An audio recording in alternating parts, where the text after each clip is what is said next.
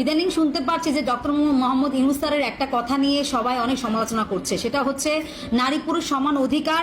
আর একটা ছেলে যখন একটা মেয়েকে ডিভোর্স দিবে, সেটা আগের পুরোনো আইন তো আছেই, ডিভোর্স দিবে কাবিননামার পুরো টাকায় পরিশোধ করতে হবে।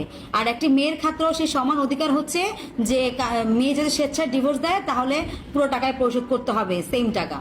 তো আমি এই ক্ষেত্রে মেয়েদেরকে বলবো যে এই নিয়ে মেয়েরা অনেক চিন্তিত বোধ করতেছে, অনেক মেয়ে অনেক ভাই ভিডিও বানাচ্ছে, বিভিন্ন কথা বলতেছে যে স্যারের এই ব্যাপারটা একদম ঠিক হয় নাই, সমালোচনা করতেছে।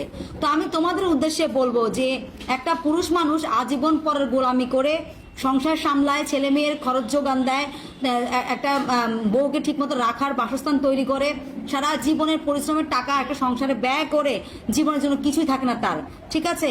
তো সে পরের গোলামি করে রাস্তাঘাটে কষ্ট করে, মাথার ঘাম পায়ে ফেলে কষ্ট করে, দিন শেষে বইয়ের আবার ঝাড়িও খেতে হয়। আর তোমরা মেয়েরা ঘরে বসে